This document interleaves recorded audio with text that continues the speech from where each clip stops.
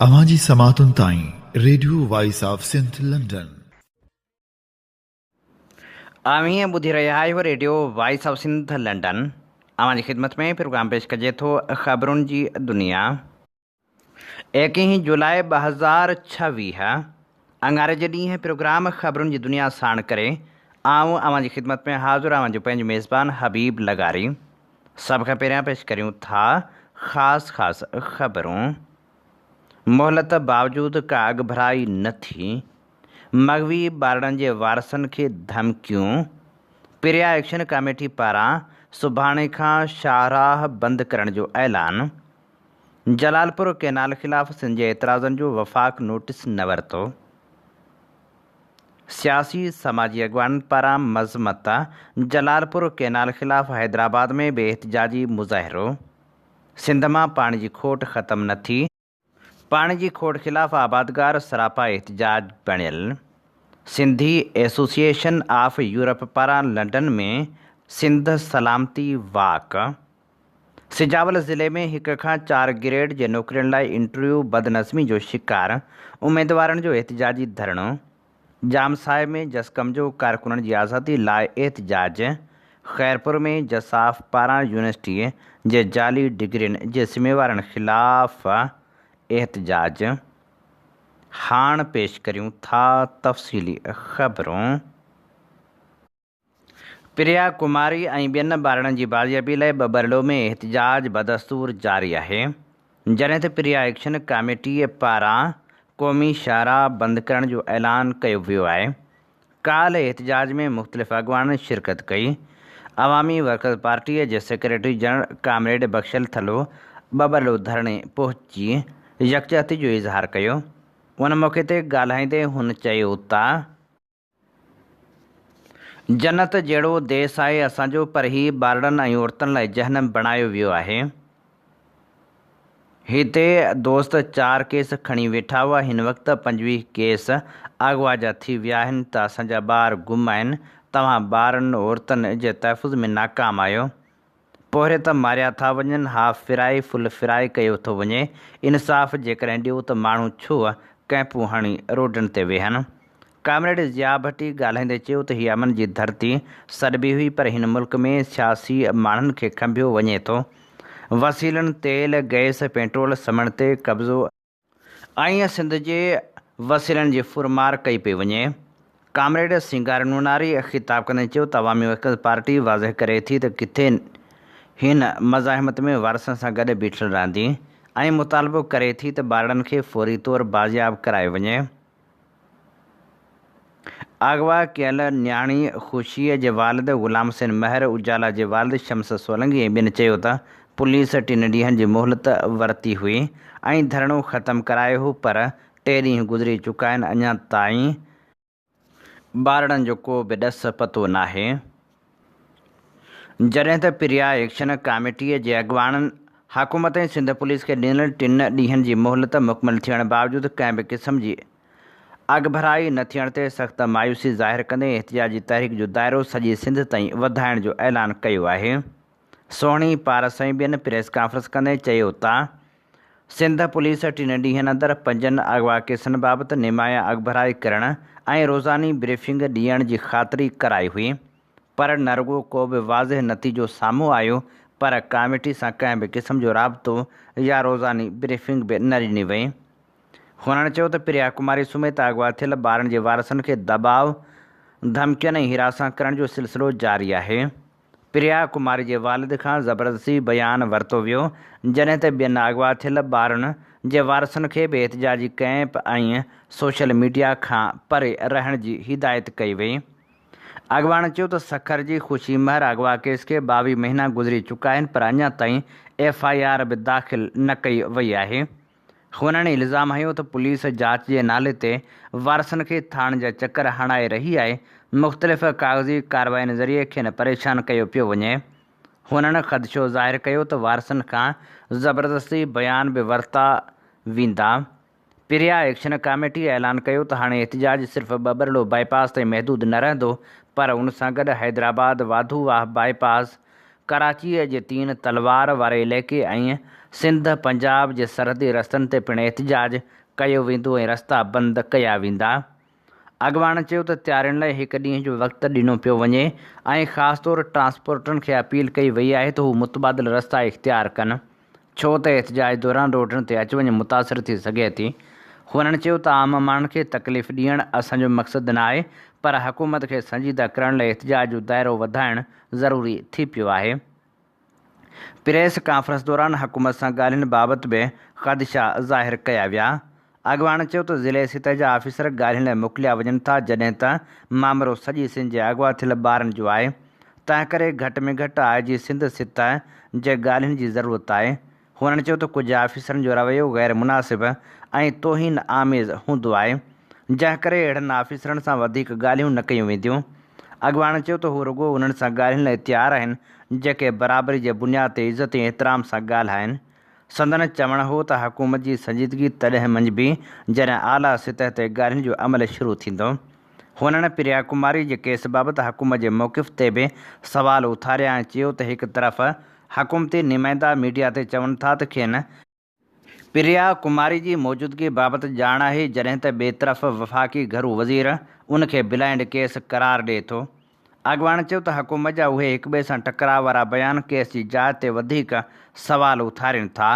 Priya action committee मुतालबो कयो त अॻवा थियल समूरनि ॿारनि खे फ़ौरी तौरु बाज़ियाब करायो वञे, वारसनि खे हिरासत करणु बंदि कयो वञे ऐं आला सतह ते संजीदा ॻाल्हियुनि ज़रिए मसइले जो मुस्तक़िल हल कढियो वञे। ॿी सूरत में एहतिजाजी तहरीक खे वधीक तेज़ कयो वेंदो।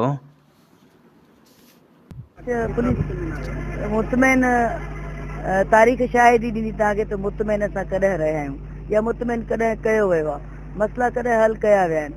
सदाईं असांखे वेढ़ जे मैदान में आंदो वेंदो आहे ऐं ॼाणी वाणी आंदो वेंदो आहे। हिकिड़ियुनि शयुनि खे लिकाइण लाइ ॿियूं शयूं कयूं वेंदियूं आहिनि, हिकिड़ियुनि शयुनि खे कवर करण लाइ ॿियूं नयूं शयूं कयूं वेंदियूं आहिनि। जीअं पुराणी शइ ते असां न सोचूं, असां न ॻाल्हायूं, इहा तारीख़ शाहिद आहे, ईअं थींदो रहियो आहे।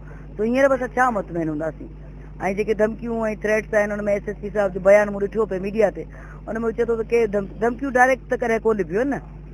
हिकिड़ी हुननि सिधी रीति ॾियणु, हिकिड़ो अण सिधी रीति माण्हुनि जे वाता चवराइण।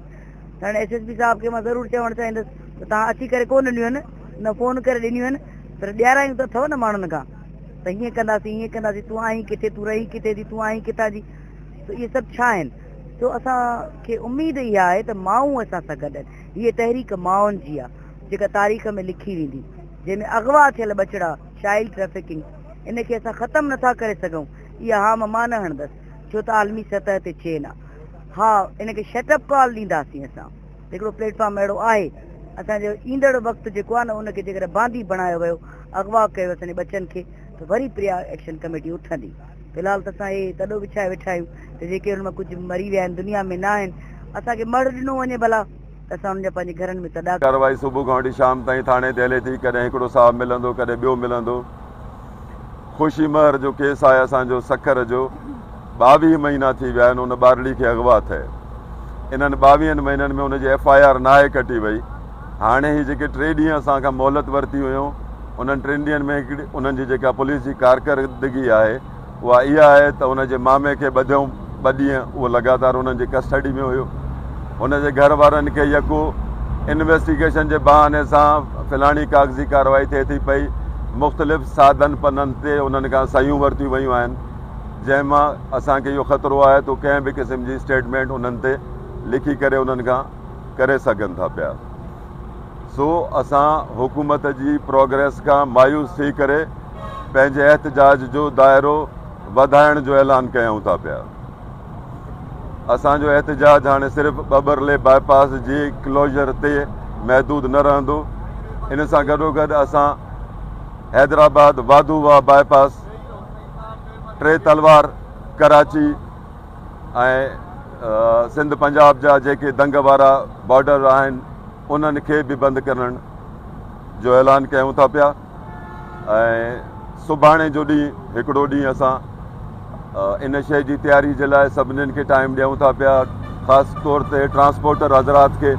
तो जलालपुर कैनाल बाबति सिंधवासियुनि जे एतिराज़नि ते वफ़ाक़ अञा ताईं को बि नोटिस नाहे वरितो। जॾहिं त सिंध वासियुनि पारां न सिर्फ़ु जलालपुर कैनाल खोलण जी मज़मत कई पई वञे पर एहतजाजी मुज़ाहिरा पिणु कया पिया वञनि। जलालपुर कैनाल ख़िलाफ़ क़ौमी अवामी तहरीक पारां हैदराबाद में एहतजाजी मुज़ाहिरो पिणु कयो वियो। कासिमाबाद में क़ौमी अवामी तहरीक ज़िले हैदराबाद जे सदर नज़ीर अहमद बुलेदी, बाबू मेमण, नूर हसन जमाली, एडवोकेट अब्दुल रऊफ़ अंसारी, यासीन मुगेरी, पांधी खान जखराणी, दीन मोहम्मद ख़ासकेली, इब्राहिम मुगेरी ॿिनि जी अॻुवाणी में कादर नगर खां रैली कढी शीदी चौक ते धरणो हंयो वियो। उन मौक़े ते अॻुवाणनि ख़िताब कंदे चयो त जेसिताईं हिकु बि सिंधी ज़िंदा आहे, सिंधु दरिया, ज़मीन ऐं सिंध जे वसीलनि ते धाड़ो हणण न ॾींदासीं। 8 करोड़ सिंधी पंहिंजे वतन, पाणी, ज़मीननि ऐं वसीलनि लाइ आख़िरी घड़ी ऐं आख़िरी फ़तह ताईं विढ़ंदा। अॻुवाणनि चयो त पीपल्स पार्टी सिंध हुकूमत ऐं वफ़ाक़ी हुकूमत इहो यादि रखनि त सिंध जे माण्हू ज़िया शाही, अयूब ऐं परवेज़ मुशरफ जी आमिरे जो बि मुक़ाबिलो कयो। आसिफ़ ज़रदारी ऐं शहबाज शरीफ़ सिंध जे माण्हुनि लाइ कुझु बि न आहिनि। सिंध जो आवाम सिंधु दरिया ते धाड़े कारपोरेट फार्मिंग जे नाले में ज़मीननि ऐं वसीलनि ते कब्ज़े जे मनसूबनि खे सिंध ऐं मुल्क दुश्मन सम्झे थो। अॻुवाणनि चयो त पीपल्स पार्टी चाहे थी असांखे हुकूमत ॾींदा रहो, एवज़े में सिंध जो पाणी, ज़मीनूं ऐं वसीला खणी वञो। तंहिं करे सिंध जे माण्हुनि खे सम्झणु खपे त सिंध जे पाणी ते धाड़ो, ज़मीननि ते कब्ज़नि, मेरठ जी लताड़ में पीपल्स पार्टी ऐं सिंध हुकूमत मुलविस आहे। ॿिए पासे क़ौमी अवामी तहरीक जे सरबराह अयाज़ लतीफ़ पलीजे पंहिंजे जारी कयल बयान में चयो आहे त पीपल्स पार्टी कैनाल ठाहिण लाइ वफ़ाक़ी हुकूमत सां गॾु वेठी आहे। पीपल्स पार्टी मरसूं दरिया न ॾिसूं जो कूड़ो नारो हणी 8 करोड़ सिंधियुनि खे दोखो ॾियण लाइ एहतजाज जो ड्रामो रचायो। सिंधी माण्हुनि पीपल्स पार्टी जे ड्रामे खे रद्द करे छॾियो। सिंध जो अवाम पाणी ते धाड़ो कोन हणणु ॾींदो। अयाज़ लतीफ़ पलीजे चयो त आसिफ़ ज़रदारी ऐं पीपल्स पार्टी ज़ियाउल हक़ ऐं मुशरफ खां वधीक ताक़तवर न आहे। सिंध जो अवाम कंहिं बि सूरत में कैनाल ठाहिणु कोन ॾींदो। सिंधु दरिया लाइ अहिड़ी जंग थींदी जेका सदियुनि ताईं यादि रहंदी। जलालपुर कैनाल समेत 9 कैनालनि जा मनसूबा मुल्क दुश्मन आहिनि। पीपल्स पार्टी ऐं नवाज़ लीग खे मुसलत कंदड़ ताक़तनि सम्झो त सिंध जा माण्हू ख़ामोश रहंदा, पर ईअं न थींदो। मुल्क नाज़ुक दौर मां गुज़री रहियो आहे। मुल्क खे इंतिशार न पर जोड़ण जी ज़रूरत आहे। बलूचिस्तान ऐं KPK जूं हालतूं ख़राबु आहिनि। सिंध खे दीवार सां लॻायो पियो वञे, उन जा भयानक नतीजा निकिरंदा। अयाज़ लतीफ़ पलीजे चयो त पाणी ज़िंदगी आहे, पाणी लाइ जदोजहद ज़िंदगी ऐं बका जी जदोजहद आहे। आसिफ़ अली ज़रदारी पीपल्स पार्टी ऐं पंजाब सिंध जे पाणी ते धाड़ो हणी सिंध खे रिणपट ऐं बयाबान में तब्दील करणु ऐं सिंध जे अवाम खे पाणी लाइ तड़पाए मारणु चाहिनि था। वफ़ाक़ी हुकूमत ऐं करप्ट सिंध जा हुक्मरान सिंध जे पाणी ते धाड़ा हणाइण में सहूलियतकार बणियल आहिनि। दरिया क़तल थियण सां किरोड़े ज़िंदगियूं, तहज़ीबूं मौत जो गिरह बणिजी वञनि थियूं। सिंध जे पाणी, ज़मीननि, ॿेटनि ऐं वसीलनि ते कब्ज़ा बर्दाश्त न कंदासीं। जलालपुर कैनाल फौरी तौरु हमेशह लाइ बंदि कयो वञे। सिंधु दरिया ते नएं अंदाज़ सां लॻंदड़ धाड़े ते सिंध जो अवाम ख़ामोश कोन वेंदो। जलालपुर कैनाल समेत सिंधु दरिया को बि डैम या कैनाल सिंध लाइ डेथ वारंट आहे। सिंध जा माण्हू पंहिंजो दरिया बचाइण लाइ जदोजहद जे मैदान ते अचनि। पंजाब जी 48 लख एकड़ ज़मीन आबाद करण लाइ सिंध जे पाणी ते धाड़ो हंयो पियो वञे। पीपल्स पार्टी पाणी ते धाड़े में सहूलियतकार बणियल आहे। सिंध यूनाइटेड पार्टीअ जे सदर ऐं सिंध एक्शन कमेटी जे कन्वीनर सैयद ज़ैन शाह पंहिंजे बयान में चयो आहे त असां गुज़िरियल केतिरनि ई सालनि खां सिंध जे अवाम खे ॿुधाईंदा रहिया आहियूं त पीपल्स पार्टी खे इक़्तिदार सिंध जे पाणी जे सौदे, ज़मीननि ऐं मैदनी वसीलनि ते कब्ज़े जे एवज़ ॾिनो वियो आहे। गुज़िरियल साल सदर आसिफ़ ज़रदारी जेको इंडस बेसन सिस्टम ते नवां कैनाल ठाहिण जी मंज़ूरी ॾिनी, उन दौरान असां सिंध जे अंदरि भरपूर तहरीक हलाई ऐं सदर आसिफ़ ज़रदारी ऐं पीपल्स पार्टी जे उन्हनि मनसूबनि ख़िलाफ़ सिंध जे अवाम खे असां मुसलसिल आगाह कंदा रहियासीं। न सिर्फ़ु इहो, पर गुज़िरियल साल असां पंजाब में जलालपुर कैनाल जिते ठही रहियो हो उनखे बि वञी वाइखो कयो। उते वञी सिंध जे अवाम खे ॿुधायोसीं त हीअ 115 किलोमीटर डिघो जलालपुर कैनाल ठही रहियो आहे, जेको तक़रीबन 2 लख एकड़ ज़मीन जहलम ज़िले जे तालके खुशाब ऐं पिंड दादन जूं 12 ज़मीनूं आबाद कंदो। पर असांजे उन एहतजाज ऐं उन दावा खे सिंध हुकूमत सिंध जे वॾे वज़ीर इहो चई रद्द कयो त को बि केनाल नथो ठहे, पर सिंध जी आवाम सां दोखो कयो वियो। जेको केनाल 4 ॾींहं पहिरीं पंजाब हुकूमत तजर्बे जे बुनियाद ते जलालपुर केनाल में पाणी वहायो आहे। सैयद ज़ैन शाह पंहिंजे जारी कयल बयान में चयो त असां सम्झूं था त हीउ मनसूबो सिधो सऊं पंजाब हुकूमत जी ॾाढ, पीपल्स पार्टी जी मुजरमानी गफ़लत ऐं सदर आसिफ अली ज़रदारी जे उन इक़्तिदार ख़ातिर जेके मुआहिदा थिया आहिनि उन्हनि फ़ैसिलनि जी कड़ी आहे। पीपल्स पार्टी हुकूमत मुसलसल सिंध जी आवाम सां दोखो कंदी रही आहे। माज़ी में बि चश्मा लिंक केनाल, थल केनाल, उन्हनि जे दौरे हुकूमत दौरान पंजाब में उहे सभु मनसूबा ठाहिया विया ऐं सिंध जे पाणी जे हक़ ते धाड़ो हयो वियो। ऐं हाणे बि जलालपुर केनाल जंहिं ज़रिए सिंध जी 1350 क्यूसिक फुट पाणी ते ज़बरदस्ती कब्ज़ो कयो वेंदो, उन डिघे मनसूबे जे ज़रिए जहलम, खुशाब ऐं पिंड दादन जो रेगिस्तानी बारानी ज़मीनूं आबाद कयूं वेंदियूं। सैयद ज़ैन शाह चयो त सिंध यूनाइटेड पार्टी हमेशह सिंध जे पाणी जो तहफ़ुज़, सिंध जे वसीलनि ऐं ज़मीननि जी मुहाफ़िज़ ऐं सिंध जे क़ौमी मुफ़ादनि जे लाइ जदोजहद कंदी रही आहे। हिन ॾाढ जे ख़िलाफ़ बि असां ख़ामोश न रहंदासीं। जल्द सिंध जे घण घुरनि आबादगारनि, सियासी जमायतनि सां मुशावरत करे का हिकमत अमली जोड़ींदासीं, पर साॻे वक़्तु पीपल्स पार्टीअ खे ख़बरदार था करियूं तव्हां हिन जुर्म में, हिन ॾोह में शामिल आहियो। अव्हां जी रज़ामंदी सां जलालपुर केनाल ठही रास थियो आहे, उन में पाणी पिणु छॾियो वियो आहे। असां हर दफ़े एहतिजाज कयो आहे, पर तव्हां इनकार करे असांजी दावा खे रद्द कंदा रहिया आहियो। हाणे बि अव्हां कंहिं बि फोरम ते जलालपुर केनाल जे ख़िलाफ़ु वञण लाइ तयारु न आहियो। असां मुतालबो करियूं था त सिंध हुकूमत खे फ़ौरी तौर ते जलालपुर केनाल ख़िलाफ़ CCI में वञणु घुरिजे। अवामी तहरीक जे मरकज़ी सदर एडवोकेट वसंत थरी, मरकज़ी general secretary advocate Sajid Hussain Maisar, मरकज़ी लीगल सेक्रेटरी एडवोकेट नजीब मैसर, मरकज़ी अॻवान डॉक्टर रसूल बख्श ख़ासकरी, लाल जरवार ऐं नूर नबी पलीजे पंहिंजे जारी कयल बयान में चयो आहे त जलालपुर केनाल सरासर गैर क़ानूनी केनाल आहे। पंजाब जा हुक्मरान मुसलसल 1.5 सदी खां सिंध जे पाणी ते धाड़ा हणी रहिया आहिनि। मोदी ख़िलाफ़ एहतिजाज कंदड़ पीपल्स पार्टी जे हुक्मराननि जलालपुर केनाल ते पंहिंजूं अखियूं ऐं कन बंदि करे छॾिया आहिनि। अवामी तहरीक जे मरकज़ी अॻवाननि चयो आहे त सिंध जे पाणी ते धाड़नि में पंजाब जे हुक्मरान सां गॾु सिंध जा हुक्मरान बराबरि जा शरीक आहिनि। पाणीअ जे जाइज़ हिसे जी हासिलात लाइ नवनि डेमनि ऐं केनालनि ख़िलाफ़ सिंध जी आवाम जे मुसलसल एहतिजाजनि जे बावजूदि पंजाब जा हुक्मरान पंहिंजी ज़िद, अना ऐं हठ धर्मी तां हेठि लहण लाइ तयारु न आहिनि। अॻवाननि चयो त बंदूक जे ज़ोर ते निढण सूबनि जे पाणी वसीलनि ऐं हक़ हुक्मरानी ते कब्ज़ो गैर क़ानूनी आहे। अहिड़ो अमल गॾियल वफ़ाक़ लाइ कंहिं बि सूरत में फ़ाइदेमंद न आहे। 1940 जी करारदाद मूजिबि समूरनि सूबनि खे संदनि पाणी वसीलनि ऐं हक़ हुक्मरानी ते मुकमिल इख़्तियार ॾिनो वञे।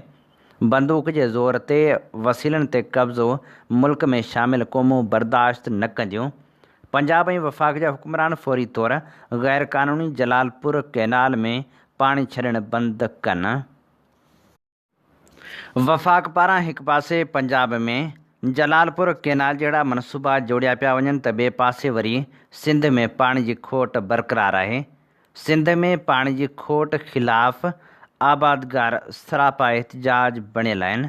मुख़्तलिफ़ शहरनि में एहतिजाजी मुज़ाहिरा करे पाणी ॾियण जो मुतालबो पिणु कयो पियो वञे।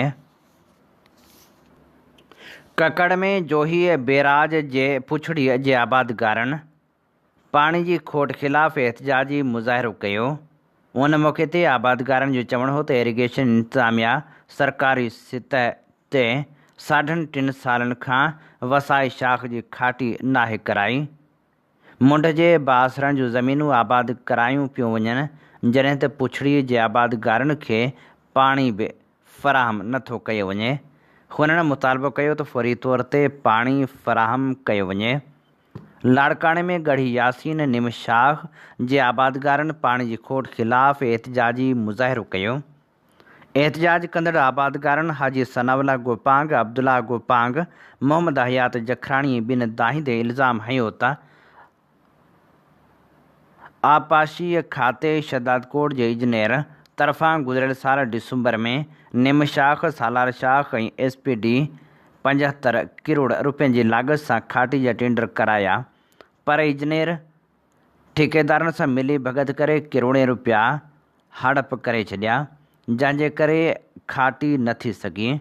खाटी न थियण जे करे पाणी बि नथो पहुचे। हुननि मुतालबो कयो त नए सिर खाटी कराए पाणी फ़राहम कयो वञे। सिंध ऐं बलूचिस्तान जे आबादगार इतिहाद पारां ज़रई पाणी जी सख़्त खोट ख़िलाफ़ 3 ॾींहं बि एहतजाज जारी रखियो वियो। आबादगार इतिहाद पारां मुतालबा मंज़ूर न थियण जी सूरत में बबरलो बाईपास बंदि करण जो पिणु ऐलान कयो वियो आहे। आबादगारनि जो चवणु आहे त सिंध ऐं बलूचिस्तान जे मुख़्तलिफ़ इलाइक़नि में वाहन ऐं शाख़नि में पाणी न हुजण सबबि हज़ारें एकड़ ज़रई ज़मीनूं बंजर बणिजी वियूं आहिनि। हुननि मुतालबो कयो त फ़ौरी तौर ते पाणी ॾेई परेशानियुनि खां बचायो वञे। घोटकी में पिणु आबादगारनि पारां पाणी जी खोड़ ख़िलाफ़ एहतजाजी मुज़ाहिरो करे सख़्त नारेबाज़ी कई वई। सीडा डायरेक्टर जी आफ़ीस आॾो पाणी खोड़ ख़िलाफ़ एहतजाजी मुज़ाहिरो कयो वियो। उन मौक़े ते आबादगारनि मुतालबो कयो त पाणी जी हथरादू खोट ख़तमु कई वञे। घारे में आबादगारनि पाणी खोट ऐं ग़लति मॉडलिंग ख़िलाफ़ एहतजाजी मुज़ाहिरो कयो। प्रेस क्लब घारो अॻियां कयल एहतजाजी मुज़ाहिरे जी अॻुवाणी सावण बलोच, सिकंदर बलोच, दोदा ख़ान, अली मेहराब ऐं ॿिया करे रहिया हुआ। उन मौक़े ते आबादगारनि जो चवणु हो त ग़लति मॉडलिंग सबबि इलाइक़े ताईं पाणी नथो पहुचे। हुननि मुतालबो कयो त पाणी फ़राहम कयो वञे, ॿी सूरत में एहतजाजी तहरीक खे वधायो वेंदो।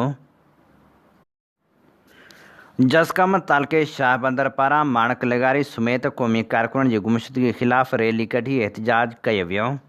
जीए सिंध क़ौमी मुहाज़ तालके शाह बंदर पारां माणक लगारी ऐं ॿियनि क़ौमी कारकुननि जी गुमशुदगी ख़िलाफ़ मुनीर आकाश जमाली, अयाज़ आख़ूंद, बरकत जमाली, सैयद अमजद शाह, अली हसन हुसैनी, शकील पारस ऐं ॿियनि जी अॻुवाणी में एहतजाजी रैली कढी मुज़ाहिरो कयो वियो।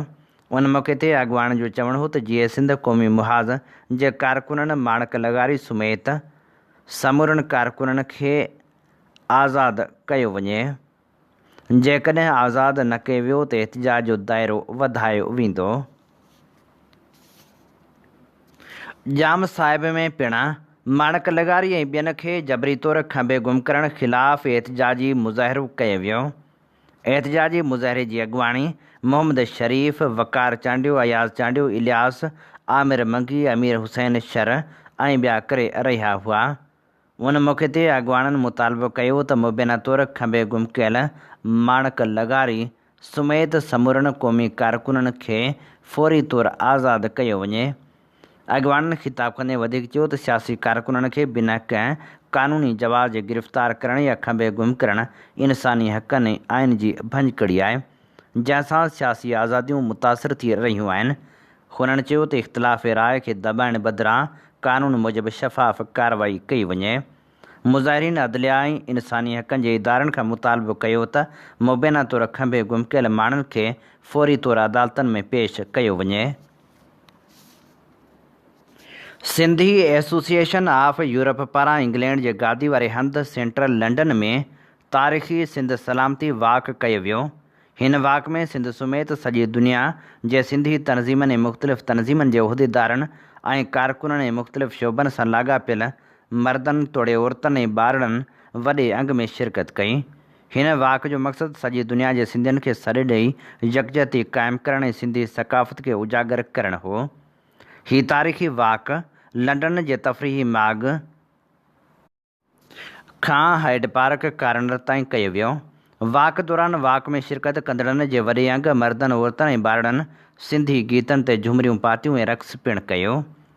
हाइड पार्क कार्नर ते वाक जी पुॼाणी ते सिंधी एसोसिएशन ऑफ यूरोप जे उहिदेदारनि, सदर Ruhat Kumar, general secretary doctor Qadir Sarki, Mujeeb Bhutto, doctor Ali Raza Mirjat समेत मुख़्तलिफ़ शोबनि सां तालुक़ रखंदड़ शख़्सियतनि, वर्ल्ड सिंधी कांग्रेस जे अॻुवान डॉक्टर हिदायत भुट्टो, डॉक्टर लखो लुहाणे, अकरम क़ाइम ख़ानी, हबीब जान बलोच, रऊफ़, ज़किया मलाह, अज़रा वकासी, राजा Bhawan, Shaukat Sarki, radio voice of Sindh London जे सरवाणी इमदाद ओढो, जावेद सुमरो ऐं ॿियनि। तकरीरूं कंदे चयो त हाणे वक़्त जी ज़रूरत आहे त असां दुनिया जी कुंड कुड़िछ में जिते बि सिंधी आहियूं पाण में यकजहती क़ाइमु कयूं। सिंध खे टुकड़ा करण जूं ॻाल्हियूं कंदड़ अहमकनि जी दुनिया में रहनि था। जेकॾहिं असां सिंधी पाण में ॿधी ऐं इतिहाद क़ाइमु कयूं त कंहिंखे बि हिमत न थींदी त हू सिंध खे टुकड़ा करण लाइ सोचे बि सघे। सिंध सरकार खे घुरिजे त सिंध में रहंदड़ अहल शागिर्दनि जी हौसला अफ़ज़ाई कंदे खेनि कर्ज़ फ़राहम करे त हूअ मुल्क तोड़े परॾेह में आला तालीम हासिल करे सघनि। सिंध जे हुनरमंद माण्हुनि जी हौसला अफ़ज़ाई कंदे संदन हुनर खे परॾेह में मुतारफ़ करायो वञे। आख़िर में सिंधी क़ौमी गीतनि जी गूंज में यकजहती वारो वाक पुॼाणी ते पहुतो। तालीम खाते में प्राइमरी शोबे जे 138 ऐं सेकेंडरी शोबे जे 58 लोअर ग्रेड जे नौकरियुनि लाइ ज़िले सिजावल जे मुख़्तलिफ़ इलाइक़नि चूहड़ जमाली शाह बंदर मीरपुर बठोरो जाती दड़ो ॿेलो ऐं ॿियनि ॻोठनि मां हज़ारें उमेदवार इंटरव्यू ॾियण लाइ बॉयज़ हाई स्कूल सिजावल पहुता। गैर मामूली रश सबबि interview centre boys high school Sujawal ते अफ़रा तफ़री वारी सूरतहाल पैदा थी वई, जॾहिं ते इंतज़ाम नाकाफ़ी हुअण करे इंटरव्यू जो अमल मुतासिर थियो। शदीद रश सबबि इंटरव्यू जो अमल आरज़ी तौरु रोकियो वियो ऐं इंटरव्यू वठंदड़ अमलो रिकॉर्ड ऐं ॿियनि दस्तावेज़नि समेत उतां हलियो वियो, जंहिंजे करे उमेदवारनि पारां एहतिजाजी मुज़ाहिरो करे धरणो हणी सख़्तु नारेबाज़ी पिणु कई वई। लाड़काणे भरिसां मावटा थाणे जी हद में ॿिनि हथियारबंद फ़ौरन वकील नबील शाहाणी ऐं संसद भाउ फ़हीम शाहाणी खे यरगमाल बणाए मोटरसाइकिल, आईफोन ऐं रोक रक़म फुर करे फ़रार थी विया। उमरकोट में सिविल सोसाइटी पारां मनशा जे विकिरे ख़िलाफ़ एहतिजाजी मुज़ाहिरो करे धरणो हंयो वियो। उन मौक़े ते अॻवाननि चयो त उमरकोट में आइस, चरस ऐं ॿी मनशा जो सरेआम कारोबार हली रहियो आहे, जंहिंजे करे नौजवान नशे जा आदी बणिजी रहिया आहिनि। हुननि मुतालबो कयो त फौरी तौर ते मनशात विकिरो कंदड़नि ख़िलाफ़ कार्रवाई कई वञे। जोॾो शहर में बदअमनी ऐं ॾोहनि जूं वारदातूं उरूज ते पहुची वयूं आहिनि। दुकान तां लखें रुपयनि जो धाड़ो हंयो वियो, जंहिंजे ख़िलाफ़ शहरियुनि पारां एहतिजाजी मुज़ाहिरो करे नारेबाज़ी पिणु कई वई। हथियारबंद नामियारे ताजर अफ़ज़ल मेमण जे दुकान तां लखें रुपया फुर करे फ़रार थी विया। ख़ैरपुर में जसकम ऐं जसाफ़ सिटी जे सॾ ते शाह लतीफ़ यूनिवर्सिटी जे आफ़ीसरनि ख़िलाफ़ सेशन कोर्ट रोड ते एहतिजाजी बुख हड़ताली कैंप क़ाइमु कई वई, जंहिंमें जसाफ़ जे मरकज़ी जनरल सेक्रेटरी यावर मैसर, जसाफ़ डीओ सखर राजा ख़ान बुलेदी, जसकम तालकी अॻवान गुलशन फिलपोटो, सतार काहिर अल्ताफ़ चन्ना, ज़ुल्फ़कार सियाल, राजा शेख, रिज़वान मेमण, फ़रहत रिड ऐं ॿियनि शिरकत कई। उन मौक़े ते अॻवान चयो त यूनिवर्सिटी में ताज़ो साम्हूं आयल मुबैना 1200 जाली डिग्रियुनि वारे मामले में राशिद मुलविस आहे, तंहिं करे खेसि फ़ौरी तौर ते उहिदे तां हटाए शफ़ाफ़ जांच कराई वञे। हुननि मुतालबो कयो त जाली डिग्रियुनि वारे मामले में जेके बि मुलविस आहिनि उन्हनि ख़िलाफ़ सख़्तु कार्रवाई कई वञे। जीअं सिंध क़ौमी पार्टीअ जे चेयरमैन नवाज़ खान ज़ौर चयो आहे त सिंध जे सरकारी मुलाज़िमनि ख़िलाफ़ साज़िशूं ऐं इंतकामी क़दम बंदि थियणु घुरिजनि। कींझर ॾंढ ते कमु कंदड़ हेठिएं अमले खे नौकरियुनि तां हटाइणु गैर मुनसिफ़ाणो क़दम आहे। होॾांहुं सिंध जे नामियारे लेखक, मुहक़िक़ ऐं आर्कियालॉजिस्ट इश्तियाक अंसारी खे बि उहिदे तां हटायो वियो आहे, जेको फ़ैसिलो पिणु बाख्याई ते ॿधलु आहे। जारी कयल बयान में नवाज़ खान ज़ौर चयो त कींझर ॾंढ जे हेठिएं मुलाज़िमनि इश्तियाक अंसारी खे बहाल कयो वञे। नाइंसाफ़ी, इंतकाम ऐं मुलाज़िम दुश्मनी ते ॿधल फ़ैसिला क़ाबिल क़बूल न आहिनि। कंहिं बि माण्हू खे बिना जवाज़ मुलाज़िमत मां कढी नथो सघिजे, न ई कंहिंखे उहिदे तां हटाए थो सघिजे। नवाज़ खान ज़ौर वधीक चयो त सिंध में अक़रबा परवरी, करप्शन, बदउनवानी ऐं नाइंसाफ़ी खे मढ़ियो वियो आहे, जंहिंजे नतीजे में मेरिट जी लताड़ ऐं हक़ तलफ़ी थी रही आहे। क़ौमी पार्टी मुतालबो थी करे त अहिड़ा समूरा अमल फ़ौरी तौर ते बंदि थियणु घुरिजनि। उन्हनि अमलनि सबबि वधीक बेरोज़गारी पखिड़िजंदी। हीअ असीं अव्हां जी ख़िदमत में पेश करे रहिया हुआसीं ख़बरूं। इन ते ई प्रोग्राम ख़बरुनि जी दुनिया जो वक़्तु पुॼाणी ते पहुचे थो। पंहिंजे मेज़बान हबीब लगारी खे ॾींदा इजाज़त। जेॾं पेर तेॾं ख़ैर। अवां जी समातुनि ताईं radio voice of Sindh London.